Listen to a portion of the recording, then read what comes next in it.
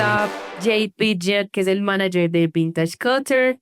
Está Federico Roche, que es el manager de Más y de Andot, que van a tocar este fin de semana en Core. Y el moderador es César Gómez de Codiscos. Nuevamente el panel va a ser en inglés, porque pues dos de nuestros exponentes no pueden manejar en el español. Cualquier cosa yo voy a estar acá traduciendo también con César, que es el moderador. Entonces cualquier pregunta, cualquier inquietud, acá vamos a estar súper pendientes. Entonces, pues, lo. Hola, buenas tardes. Eh, por ahí dijeron que había otro papel que también incluía el almuerzo, entonces cállense que este es el de ganar. Gracias por estar aquí, gracias a Medellín Music Lab y a Breakfast por la invitación. Este es un espacio bien interesante y valioso. Hemos escuchado unas conversaciones muy interesantes alrededor de lo que está pasando este fin de semana con Core en Medellín. Mi nombre es César Gómez, yo soy A&R en Codiscos. Una disquera que este año cumple 75 años y es un orgullo para esta ciudad y este país. Y pues es muy grato para mí compartir con estos dos grandes de la electrónica global. Vamos a enfocar este panel en hablar un poco de música. Ya hemos hablado un poco como de los artistas, un poco de el evento y quiero como enfocar esto hacia una conversación que se ha planteado desde eh, la influencia que ha tenido la música brasilera, como las músicas brasileras tradicionales o populares, y su influencia para la música electrónica y cómo eso se ha elevado justamente a una escena global, ¿no? So guys, thank you for being here. It's my pleasure to have you here. So just briefly, I would like you to introduce yourselves, let us know what to do and the reason you're here, and so we can go ahead with the questions. So Fred, if you would like to start. Thank you. Hi, guys. My name is Fred. I'm from Brazil, from Rio de Janeiro. And I'm here for Core. Of course, I have a few artists playing. And I have Braz Live, which is an artist management company, and also a record label hub in Brazil.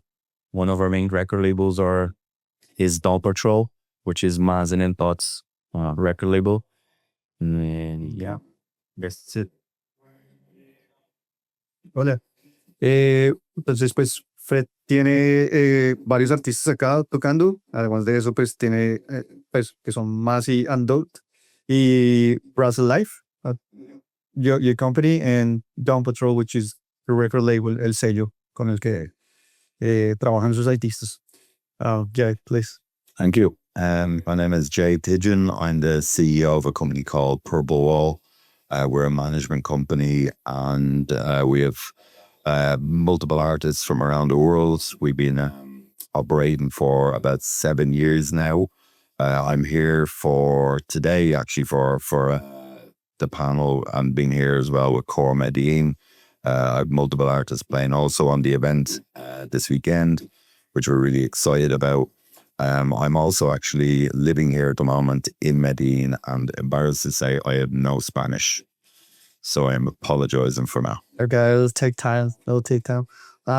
Jay es el director general, CEO de Vintage Culture y Purple Wall, the manager of Vintage Culture, y su agencia de management, que es Purple Wall, que tiene unos artistas increíbles en su roster. No sé si los han visto, los incluye Clapton, right? Because do you have that?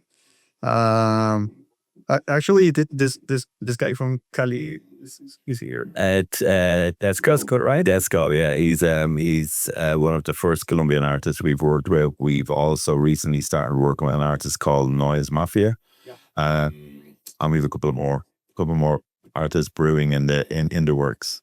Awesome. So just let's start digging into your experience in the music industry.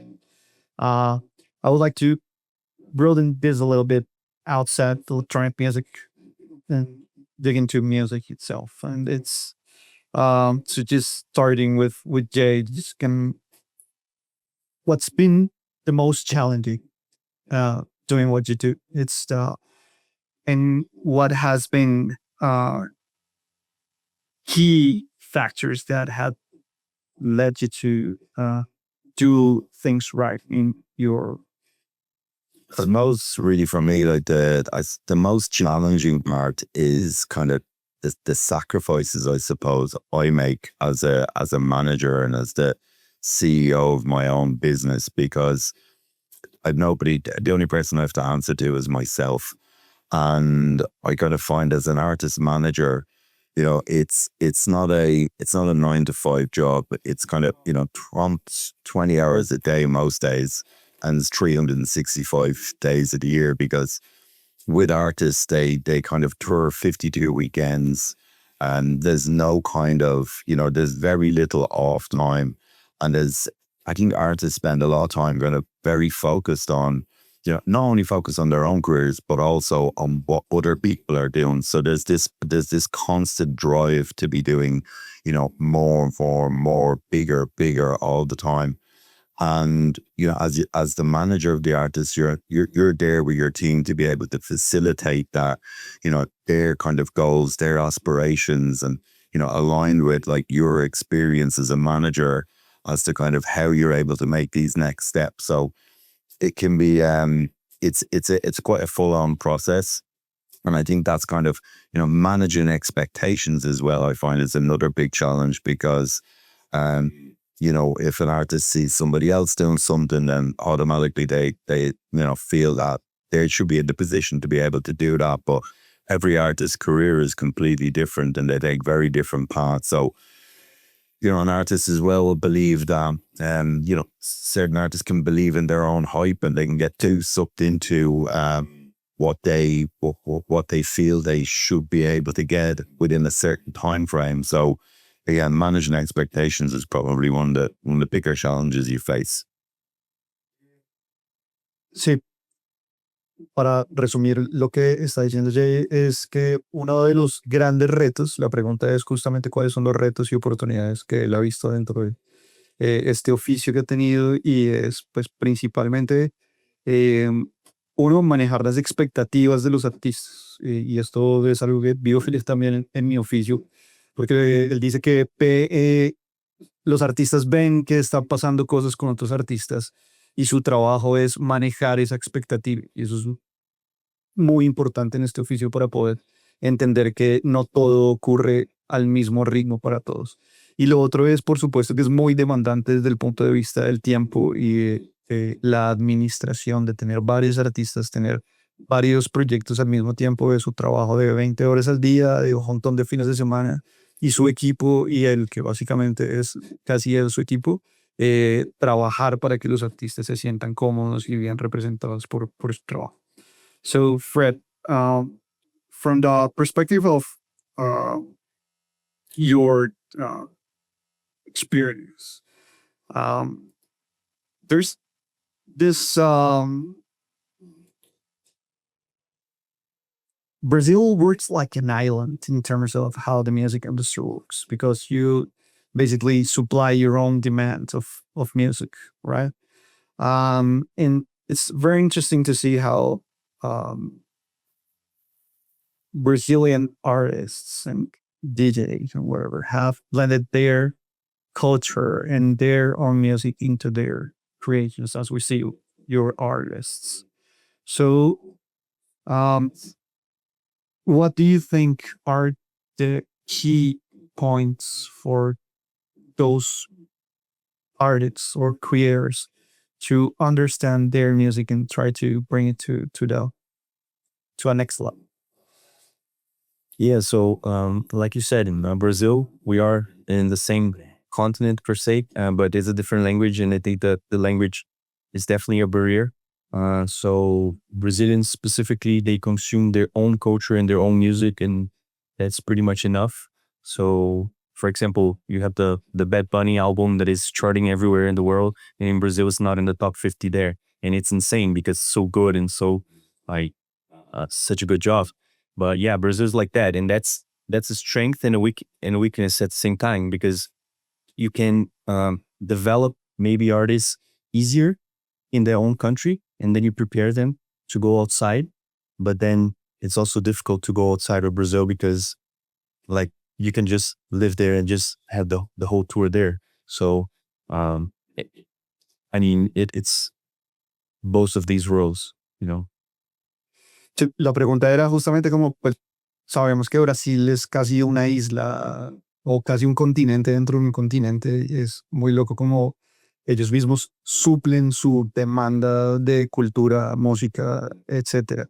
Y la pregunta es justamente, pues, cómo funciona un poco eso. Y pues Fred nos menciona el caso de Bad Bunny, que es un álbum charteando a nivel global en todas partes y en Brasil no chartea y no se ve, mucha gente ni siquiera sabe quién es Bad Bunny. Entonces, pues que ese es un beneficio de alguna manera, pues que se puedan suplir de su propia demanda, pero a su vez, pues quizás no amerita el esfuerzo de salir a tratar de posicionarlo porque funciona muy bien al interior de su mercado. So, Jay, let's talk about a little bit of on the strategic front of trying to develop artists now in the market. So, can you give us just a little bit of your strategies to uh, position artists in the electronic or white market? I suppose really with the strategy for the artist really comes down to the personality of the artist, the genre that they're looking to develop in. Again, there's not really one specific strategy that you would have in place that you can apply to each artist. You know, it's like it's very kind of like specific to each one. For example, Vintage Culture, who plays here on the weekend. Vintage, I've been with now about 4 years. I've been friends and colleagues with his management team in Brazil, who are I think they've been with him for like 10 plus years, and they grew his business up where he started off touring Brazil. And speaking about Brazil, as it's almost like it's on the continent of South America, but it's like it's such a big market. There's artists that could have a very long and successful career just in Brazil alone. It's so vast, the kind of the markets, the cities, the people. You have international artists that come to Brazil, and they can become very big in Brazil and not really have profile in other places around the world. So it's such a unique market in itself. And I think for someone like a Vintage Culture, he's built his kind of career up working in hard tickets, where he has, went into a venue in his early years and would have played for like 1 to maybe 200 people. And then from that, he would have then went to build up to like a 500 capacity venue. And he built that up to like, I know last year, in the last 2 years, he was playing in venues that were like 20,000 capacity stadiums, and that's the kind of the strength of the belief in, your own brand and your own value. And I think that's one strategy in itself.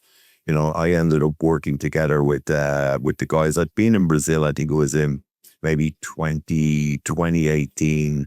And I clapped on Vintage Culture playing together. And I had heard of Vintage Culture, but I didn't know so much about his background. I knew he was just a very big Brazilian artist. And when he performed, it was like, God had arrived into the venue. People parted ways, and he came through with the biggest entourage I'd seen. And when he started his set, I'd seen a bigger firework display than what you see at Tomorrowland's, and I was like, this is really impressive. Like this, it kind of really caught my attention. And we started working together to be able to replicate, try and achieve what the guys had achieved in Brazil on an international level. And in the last 4 years, our strategy started off being very much like, let's cover as much ground as possible, because for somebody like Vintage Culture, and I could see the same for artists in Colombia and other artists from, in markets around the world where they watch what happens, what's going on in the music industry on a worldwide basis. And they watch, they watch all these artists growing up, and it's their dream to be part of, to be in those circles, to be with these artists. So it's like our strategy at the time, 4 years ago, would have been to kind of cover as much ground as possible. And we did that. We achieved that well. He went into like number 12 in the DJ Mag Top 100, then I think 10, then I think 9. So clearly that strategy has worked for him alongside the music, the brand development and the marketing, the PR, the social media, all of these areas together combined, is why he's on the path that he's on. You have other artists with slightly different strategies that are very selected where they play and who they position themselves around. And again, that strategy works for certain other peoples without naming specific names for artists. But I'm watching this work. So there's no specific strategy that, is what you would apply to an artist business. It's what the team collectively feel and decide is the right kind of next step. And when everybody is sharing that kind of same vision and the belief that all the steps that they're making are the right steps, then from my experience, more often than not, that usually is what happens. Bien, bien interesante esta parte. Voy a recoger como un par de ideas globales que me parecieron muy importantes de lo que acaba de contar Jay, justamente desde la experiencia con Vintage Culture, y es que era un tipo que empezó con su mismo equipo de trabajo, que lo vieron acompañando durante mucho tiempo y que se preocupó mucho por trabajar su marca. Y tiene una marca que le ha dado, la ha cuidado mucho y que la gente la ha empezado a valorar, a respetar. Que vio una experiencia cuando llegó a Clapton ya y compartimos el escenario y fue un momento impresionante de un trabajo de fidelización de audiencia muy importante que hizo durante un tiempo que lo llevó justamente a fijarse en él y a hacer este trabajo. Y otra cosa que me pareció bien importante es que la estrategia con él particularmente fue tratar de abarcar la mayor cantidad de campo posible, o sea, tocar en la mayor cantidad de lugares que se pudiera.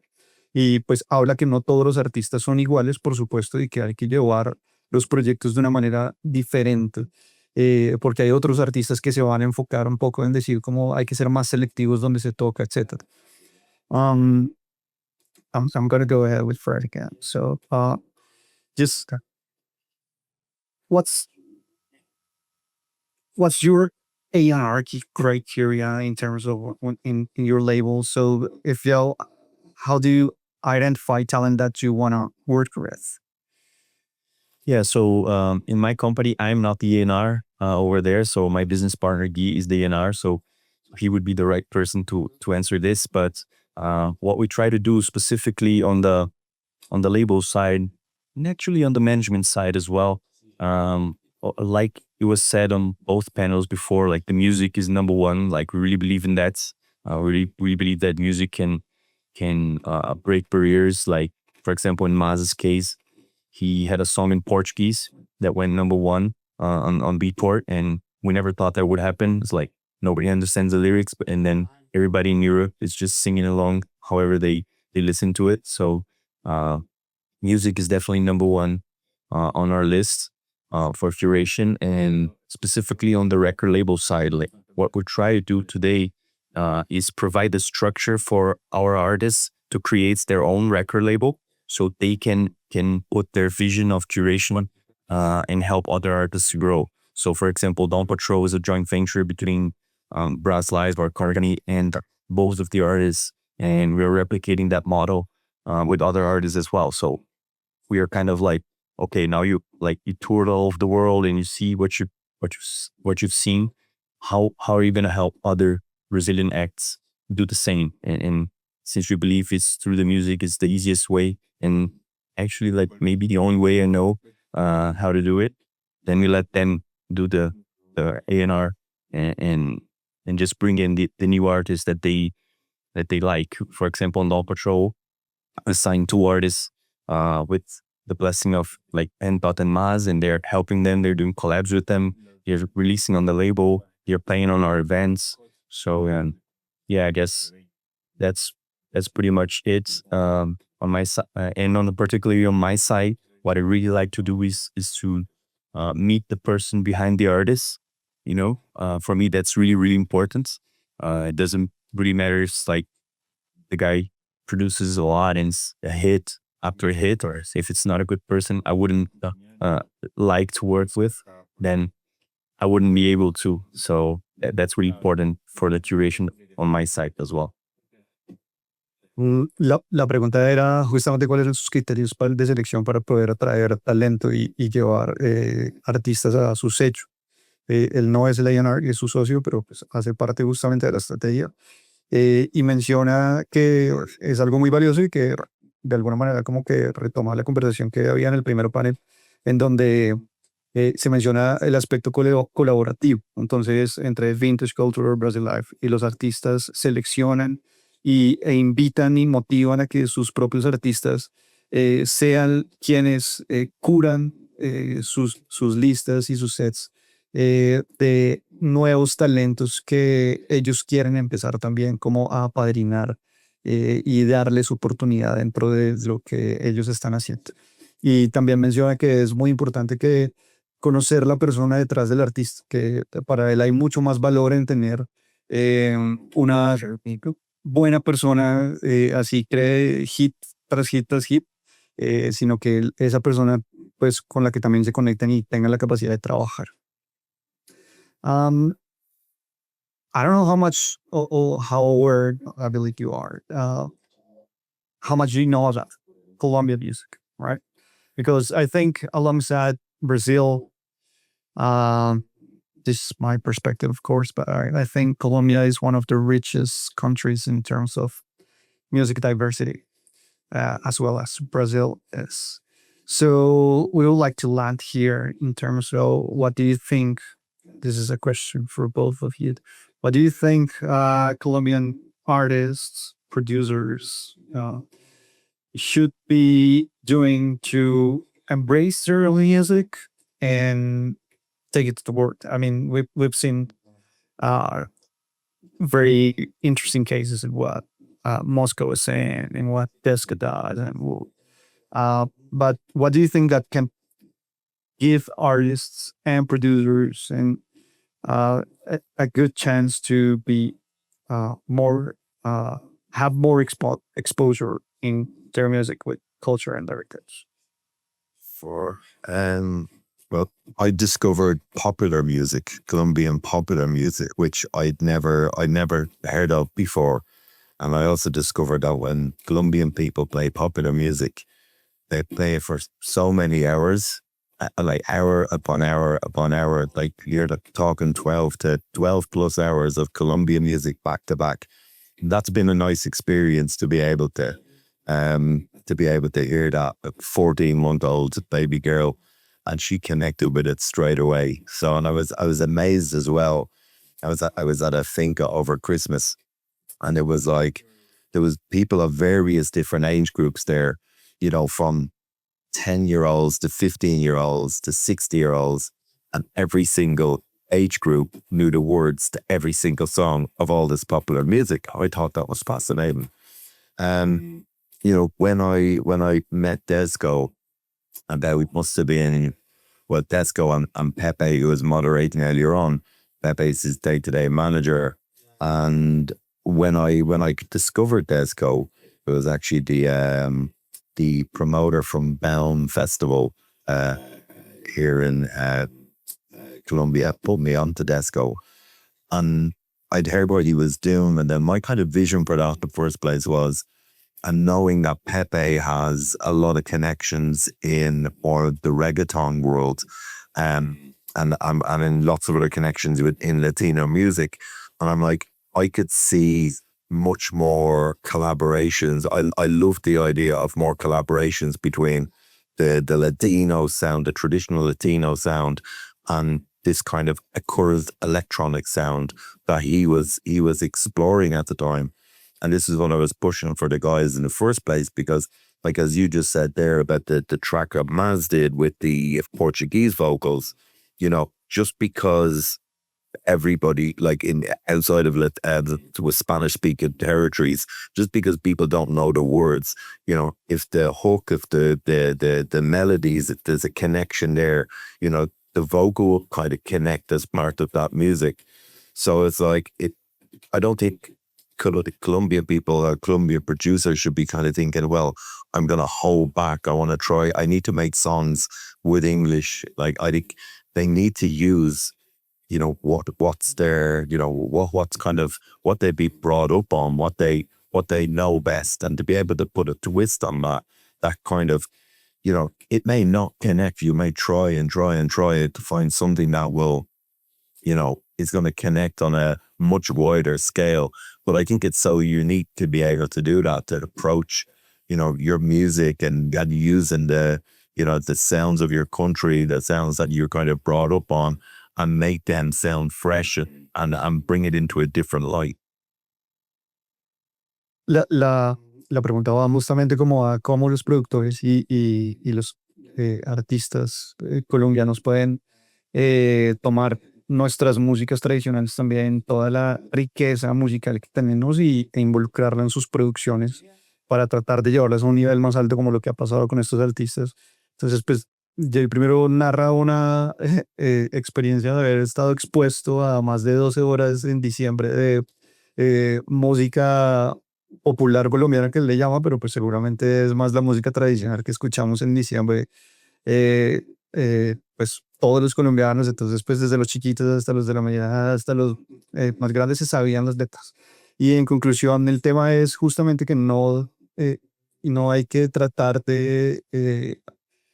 o sea, hay que tratar de apropiarse de lo que es nuestro y llevar esa música con honestidad, digamos, que no tratar de hacer música con letras en inglés, porque en todo caso, y esto tiene un valor importantísimo en la música electrónica, y es eh, la música electrónica de alguna manera como que obvia un poco qué está diciendo la letra, ¿sí? Porque estás en todo caso consumiéndola en momentos en donde no necesariamente tienes que entender qué está diciendo, y esto tiene mucho valor. Que se han pegado múltiples canciones en la electrónica y le han ayudado justamente como a esas canciones de donde se ampliaron lo que sea a, a ser reconocidas, eh, más allá de que la gente no entienda qué está diciendo. Entonces, la invitación justamente es como que se apropie y lo utilice. Right. So I think that Brazil and Colombia has a lot of similarities in terms of culture, and actually I think that's in the music business side. I think Colombia is like a little bit ahead because of the producers, the reggaeton, the artists that are global. There are global artists, Colombia, and like really, really global big superstars. And bringing it to electronic music, I can tell you about the example we did. I'm gonna go back to the Mas song, like the first song that broke him out to the world, which was Banho de Folhas from Lued Luna, which is a singer from Brazil and a songwriter, like really, really good songwriter and singer. And when Mas took that song to remix, our objective, our strategy was to make him a little bit more popular in Brazil, because he used to produce electronic music as a genre, and we weren't getting that many shows, and we wanted to bring it to a more popular side in Brazil. So we didn't have the international strategy on that side. So he did a really, really Brazilian thing. So it was like Brazilian vocal, Brazilian songwriting, and he took samba drums and put it on the record. So it's like samba's Brazilian music. It's kind of like Colombia, you have cumbia, you have salsa, you have those genres. So samba is one of the genres in Brazil. And so he took the drums there, and like the first time we heard it at the studio, I remember until this day, it was like, I was like, this is amazing. So this is really cool. So oddly enough, like what brought him to the international stage was bringing very, very Brazilian elements to it, because our culture in Brazil is very rich. Like we have so much to show the world, and I believe in Colombia as well. So I think it's just like look into that. There's so many things that are normal for Colombians or for Brazilians that we think it's like, okay, this is normal, and then people from all over the world come to Brazil or maybe to Colombia as well and look at it as, oh, this is amazing. And they're like, no, this is normal for us. So maybe we're just used to good stuff and we don't know it. So that's what I would say. Genial. Claro, Fred nos narra un poco de cómo sucedió este primer Grand Lead que tuvo más al tomar una canción de la música popular brasilera y, pues ampliarla y utilizarla con una estrategia justamente como de acercarla a un público que fuese un poco más popular, un poco más llevado hacia a un público más masivo. Y justamente eso pues dio un resultado bien interesante y ahí fue como donde se adentró a utilizar eh, pues drum beats, percusiones de la samba, voces cantadas en portugués con melodías locales, etcétera. Y pues un apunte muy, muy importante y muy interesante es justamente que quizás adentro no sabemos lo que tenemos, ¿no? Que adentro se nos hace normal o normalizamos nuestra música porque la consumimos con la regularidad que la consumimos y no le vemos un valor y cuando la gente viene de afuera y la escucha y se enamora de ella, decimos como sí, es normal para nosotros, pero justamente darle el valor que se merece es algo que puede llevar justamente a tener este tipo de éxitos. Um, there's a very interesting question here because I want to follow up with you in terms of when you mentioned that I'm gonna read the question right how it is, and because it's very interesting. How has intellectual property been handled in Brazil when sampling traditional music? And what advice would you give Colombian artists in that aspect? Yeah, so I think I said a little bit on the other answer, but um, it's a challenge to do. It's a challenge to do everything the right way. So especially in electronic music, which we do a lot of remixing and a lot of sampling. So we really struggled with that in the beginning when the artists were not that big per se. Now it's an advantage to have Maz and Thought to remix their song. It's like Vintage as well, which is like one of the biggest artists in Brazil, not even electronic, but as an artist overall. But in the beginning, it was very hard to do it. It was a lot of convincing other genres or other artists that this is good for them as well. Because honestly, like in Brazil, the best way to internationalize your brand, if you are a local artist, a Brazilian language artist, is through electronic music. Because electronic music is going to play everywhere, and maybe their original song is not. So that's why I and my team, like, we try to show them, and we really pay the respect, or try to pay the respect to them, um, that they're owed for creating the song or the sample that we were using. And and yeah, that's it. It's like hard work and a lot of convincing. And what we did is, like, we'd work with a lot of artists like Caetano Veloso, which is a legend of MPB in Brazil, and we remixed one of his songs with his son. And then it gives you a little bit of a baggage to show work and look how it did worked out for him like this. So if you do it, we can help you as well as you help us. So it's a process of continuing, and but always doing it the right way, like negotiating and royalty splits, or y- not trying to do just like in not the right way. La pregunta va justamente a cómo han hecho ese trabajo de manejar la propiedad intelectual a la hora de hacer remixes y utilizar la música que ya ha sido creada, involucrada en la música electrónica, que pues sabemos que es muy usual que agarres por ahí un sample y lo metas en tus sets y creas que es tuyo, ¿no? Entonces me parece que es súper valioso porque pues la música electrónica se ha alimentado mucho de ahí, tiene toda la validez porque pues ha sido una contestación también a la forma en la que se ha creado música, pero pues eso tiene unas limitantes y tiene unas condiciones que es importante saberlas. Entonces el caso de ellos, claro, al principio era muy difícil porque se hace atractivo para quien tiene los derechos de esa música cuando el artista está un poco más posicionado, porque le va a dar una exposición positiva. Y para el caso de Brasil es muy bueno porque como pues, se canta en portugués, en donde pues no muchos países hablan en portugués, le va a dar una exposición a nivel global a esa música por el hecho de estar involucrada en la música electrónica. Pero pues ellos tratan de hacerlo de la manera correcta, que es pidiendo las licencias y las autorizaciones a quienes poseen los derechos de la música. Para el caso que hicieron música con el gran Caetano Veloso, y lo involucraron y justamente pues eso le ha dado una mayor exposición a su música. Pero bueno, I would like to know your perspective in this matter as well. Would you be able to have Yeah, how do you think the management of rights, music rights in electronic music should be properly handled, and in your experience, what is a good way to do that?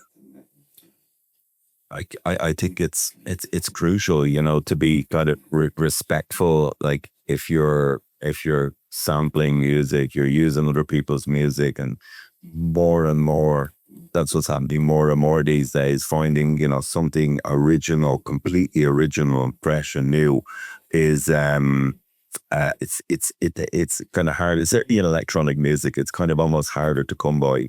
But so it's like we've had I don't know, a couple of songs in the past 12 months where there was like, you know, the reworks, and we've had, you know, multiple different people and writers, producers involved in the records.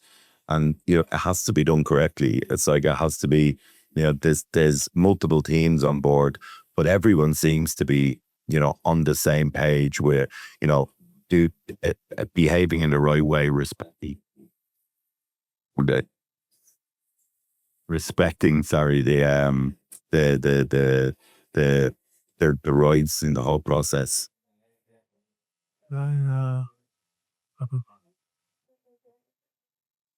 La perspectiva de Jay es exactamente la misma, pues como debe ser. O sea, dice que es crucial que se respete el trabajo que ha hecho previamente otras personas, y que eh, pues eso naturalmente enriquezca o beneficie a quien corresponde, y pues que cada vez hay más conciencia, y que hay más equipos detrás para hacer que esto funcione correctamente. I'm gonna start closing this conversation first of all by thanking you guys for being here. I know it's hectic days with the festival and everything, but it's very not for you. You live here, so you're just enjoying another weekend, right? Pretty much. So, in terms of collaborations between Brazilian artists and Colombian artists, where do you see that could be like a matching point in this type of collaborations? So specifically, we have to talk about electronic music. Where do you see this artists, see if they're in the same level? I don't know. How do you see collaborating with Brazilian artists yourself? Yeah. I think that there's, like I said before, there's a lot of things that could be done. There's a lot of synergy here. I was talking to Frankie before, like I really want the next time my guys come to Medellín or to Colombia, that we spend a week here and book studios to work with local artists and songwriters, because there's so much to be done. And I don't know exactly the way to do it. I'm not going to say like a formula, I'll do this, but of course, like reggaeton is something that fits well with electronic music. I can see that happening a lot. And yeah, I mean, it's just like, honestly, is building that bridge, because even though we are like super close here, I think that Brazilians are a little bit outside of the other part of South America. And I think it's just building that bridge, and good stuff's going to happen. Sí, la pregunta es cómo justamente tendemos puentes entre los artistas colombianos y brasileños. Y pues Fred le pidió a Frankie que la próxima vez que lo traiga lo deje acá una semana con sus artistas, creando música, componiendo y teniendo la experiencia justamente como de empezar a involucrar música creada acá con la música que ellos hacen, que ve un gran match naturalmente entre el reggaetón y la música electrónica. Que él no tiene la fórmula, por supuesto, nadie la tiene, pero pues la pregunta justamente iba enfocada hacia allá. Y que pues hay unas grandes oportunidades, pero hay que empezar justamente a atender el norte. I would like to know your perspective as well, if Same from my side actually, and I agree in the kind of like writing camps. Writing camps right now is become like really, really popular, and more artists are looking to do, you know, these collaborations with like singers, songwriters, producers. And it was only actually Pepe who was moderating the first panel, said it to me there like 10 days ago. He's like, hey, I got a really amazing thinker here with multiple studios. You know, should we land something together with Desco and the people that are coming in for core? But you know, when we actually looked into it, there's so many artists, and this is, you know, a challenge really to do something like this. But with artists, when they're on a level, when they're touring week in and week out, you know, they're arriving in on the day of the show, they're doing the show, they're leaving the next day, either to, you know, go to another show or to spend time with their family. They're on the road so much. Certainly DJs more than anybody, you know, they're constantly on the road. They're doing 2, 3, 4 shows a weekend. So, you know, it's something that would be on a plan well in advance. But I was excited about the idea of doing a writing camp here, because if, say, for example, Pepe, who has like multiple different producers that are working on tracks for a J Balvin and Maluma, you're putting them in the studio with artists that are making house and techno and trance. You know, what happens when you put these guys in a room together for like, you know, 3 days, 4 days, see what kind of comes of it.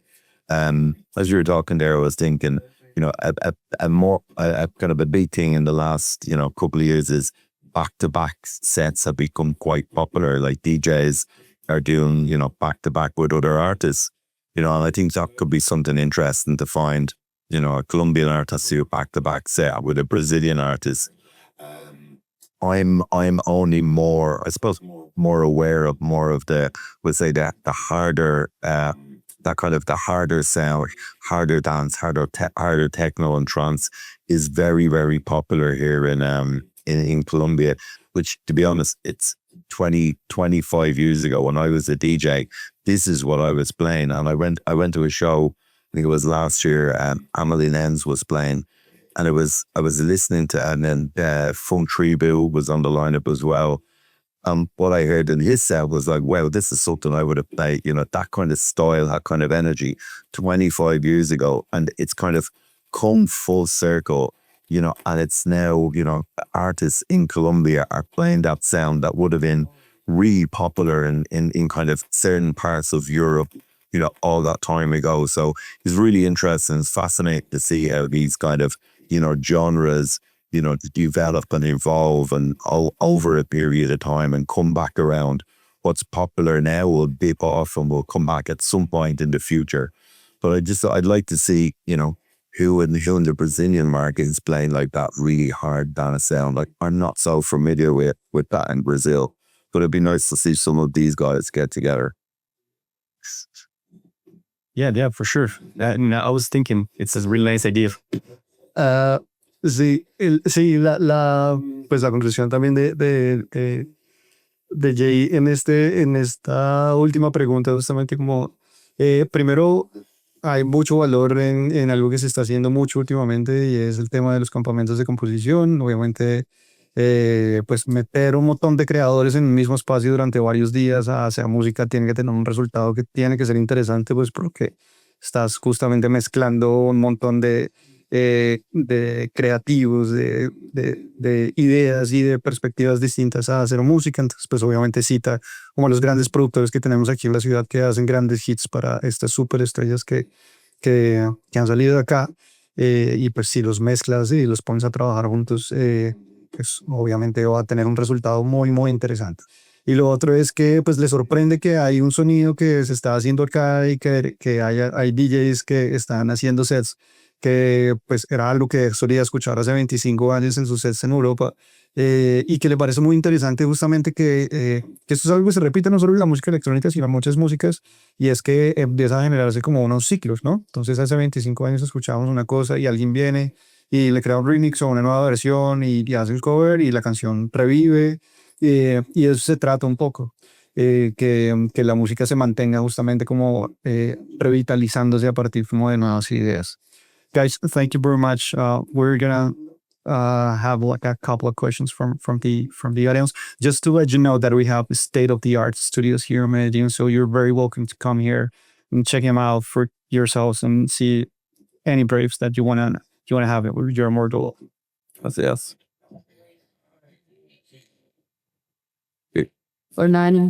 Bueno, por términos de tiempo, vamos a tener una pregunta sobre este panel. Entonces, no sé quién está interesado en hacerla. Tú ya habías preguntado, ¿cierto? Entonces, si quieres, dale tú. My question was mostly for Jay. Hope that with you guys. Also for Jay. You recruit a lot of people, like new people. How do you get like your team, like being focused without the shit that goes around, like with family and personal stuff? Sorry. So can you speak up? Yeah. I'm deaf from all the years working out music. My question is mostly like, how do you keep your team motivated and like focused on your goal, like with all the life shit, like outside stuff. We always have to keep that into account. They're all paid very well. That's the first thing, I really believe as well. And it's like, it's the way I am. It's like, I'm not driven. I've never been driven by money. So it's like, if I'm making good money, then I make sure all the people around me are making good money. And that's certainly like a really good motivator.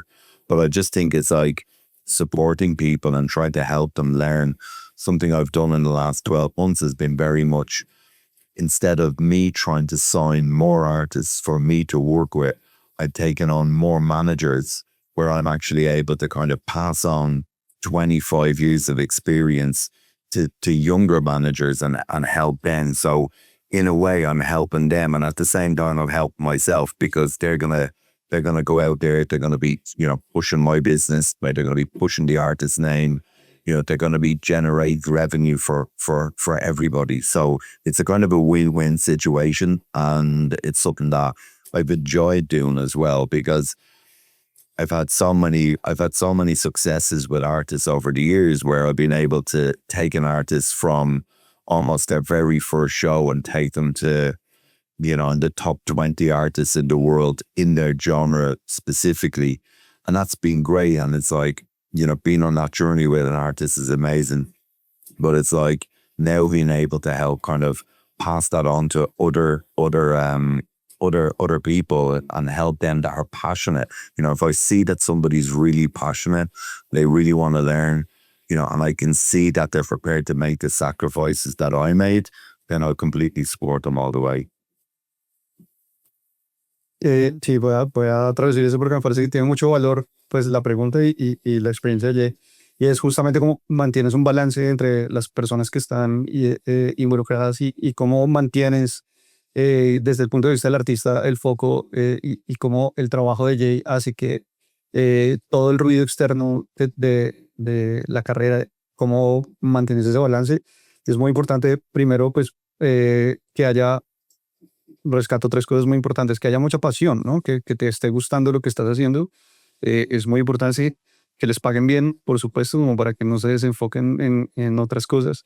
Y pues que es una cosa innata del talento, como que es talent driven, o sea, que el talento mismo te ayude a mantener ese foco. Entonces, importantísima la experiencia. De nuevo, muchas gracias por la invitación y bueno.